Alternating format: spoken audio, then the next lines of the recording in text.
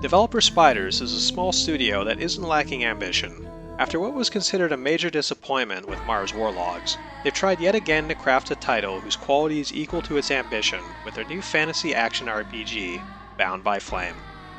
Like Warlogs, it ticks all the boxes of big AAA RPGs, and certainly looks the part.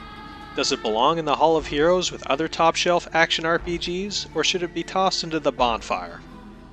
Set in the fantasy kingdom of Vertiel, a region besieged by a massive undead army that's invading from the north.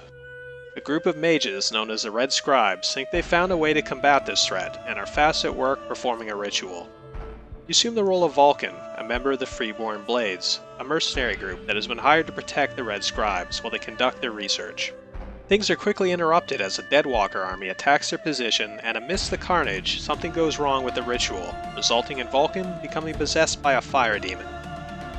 The demon talks to you throughout the game, offering advice or seeking to manipulate Vulcan, ultimately playing a part in the game's moral choices, as listening to the demon can make your character appear more demonic, bolstering magical prowess at the expense of your character's well-being. Or you can choose to ignore the demon and preserve Vulcan's humanity. She lies to thee. She is hiding something, and it is not her body.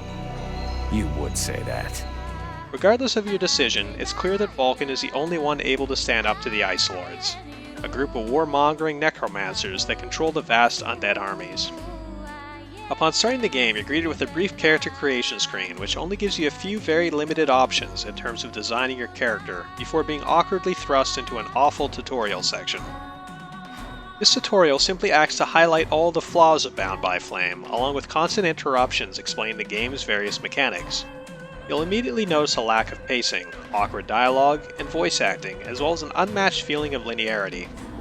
Would this happen to be your magic sphere? Yes, that has to be it. The throbbing when you hold it in your hand? The heat? Oh, fantastic! Thank you! This leads to a very poor first impression. However, gritting your teeth and pushing through this period of misery has its rewards, as the game shows signs of competency later on. After completing the tutorial, the half-baked writing immediately improves, giving rise to an interesting narrative with surprisingly strong character development. Similar to The Witcher 2 and other titles, you're faced with moral decisions that can have an effect on the game. However, these changes are fairly minor comparatively, but still add some elements of replayability. The decisions aren't cleverly thought out or morally ambiguous like The Witcher 2. Instead, there's generally a clear good and evil answer. This still did well to hold my interest, and watching Vulcan gradually lose his humanity in favor of becoming more demonic and powerful was a welcomed addition to the game. Along with Vulcan, there are several companions that accompany him on his journey. These characters have been greatly improved from Mars Warlogs, each having their own developed story. However, their proficiency in combat remains the same, often dying very quickly and doing very little to aid Vulcan. The option to romance these characters also exists, depending on which gender you made Vulcan. However, like Warlogs, there is little development between characters, much less chemistry, making romance seem like it was only added to cover all of the features offered by superior RPGs like Mass Effect and Dragon Age. Come on, can't you just admit that you like me? Why do you always have to complicate everything? What am I complicating? Not content to simply borrow the moral choices featured in The Witcher 2, the combat is more or less identical, with two different primary melee attacks along with traps and magic. Parrying and dodging also plays a vital role. The combat, while simple, is quite satisfying and requires a bit of skill and timing to master. While nowhere near on the level of Dark Souls, it's still quite solid for an RPG. The RPG elements are surprisingly deep as well, offering 3 different talent trees along with an in-depth crafting system. There's a warrior stance that has Vulcan don a 2-hand sword, which boosts his parrying and defensive abilities, while his ranger stance equips 2 daggers, drastically increasing his speed and stealth capabilities.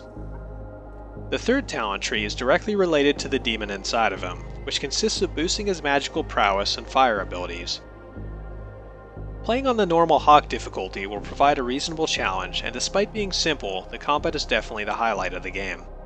It isn't without flaw though, as parrying or dodging an attack perfectly will result in Vulcan performing a counterattack, which can sometimes be a detriment to dodging or running away in general. The animations, while fluid for the most part, could have been better for the dodging, as it's not always consistent with enemy attacks.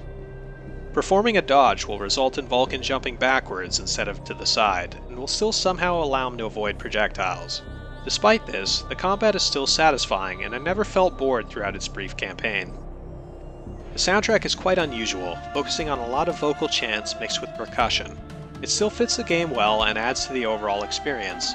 It's a little surprised that the soundtrack is composed by Olivier Derivière, a man who specializes in unusual video game scores, with his most recent work being Remember Me and Assassin's Creed 4 Freedom Cry. The rest of the audio is hit or miss though, particularly the voice acting.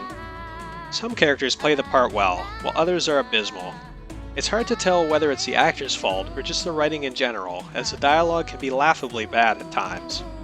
The upside of the dialogue is that it can be hilarious in a campy B-movie way and will no doubt earn the game a cult following. What do you think of our employers? You know very well it's not up to us to decide, but I think they're a bunch of scrotums. It's inconsistent in general, particularly the tutorial, which almost made me stop playing the game entirely, while at other times I found the narrative, setting, and characters to be engaging.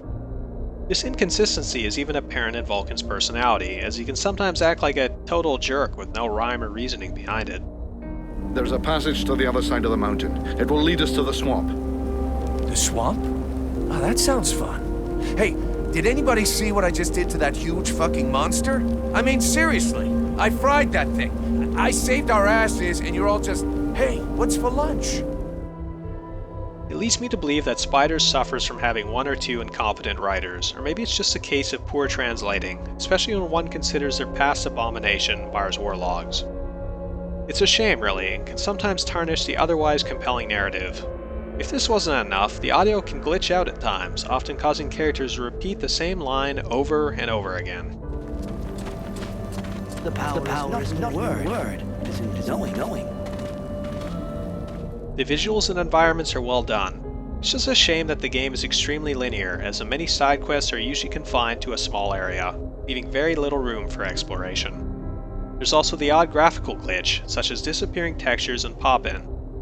Despite the graphical overhaul, the facial animations are on par with Mars War Logs, as characters will simply move their lips while giving a blank, expressionless stare. Borrowing from The Witcher again, the game tries to separate itself into acts. Upon arriving at a new location, Vulcan will be given a host of side quests to complete while simultaneously progressing the main story until he completes the area and moves on. Unfortunately, the game is rather short for an action RPG, running around 15 hours if you complete all the side quests. The poor writing rears its ugly head once more before the game's credits roll, as there's quite a bit of build-up, and without spoiling anything, the game ends rather abruptly, when there easily could have been room for another 10 to 20 hours of content. The moral choices add replayability, but the overall content pales in comparison to games like Dark Souls, The Witcher, or Skyrim. Ultimately, Bound by Flame is greater than the sum of its parts, and certainly an improvement over Mars War Logs, as it features a solid narrative, refined combat system, and deep RPG elements. It's a step in the right direction, although once again a bit too ambitious a project for Spiders to handle. Although it has many flaws, it is still an enjoyable experience. Let's just hope they hire some better writers and dream up gameplay mechanics that distinguish themselves from their competition, instead of emulating the RPG market's most beloved titles.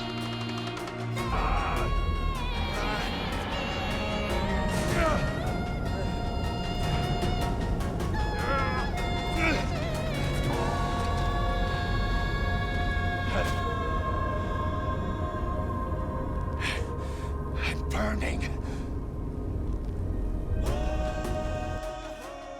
That's enough. We're not going to stand here bullshitting all night.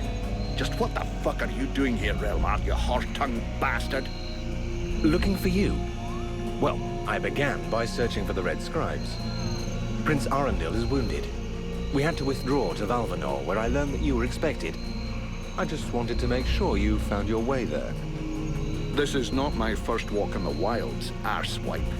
As you can see, I'm on the right path, and we've nearly reached our destination. Captain, those creatures I told you about this morning are gathering nearby. They're probably getting ready to attack us. Thanks for watching. If you enjoyed this video, please subscribe for more reviews, discussions, and top 10 videos.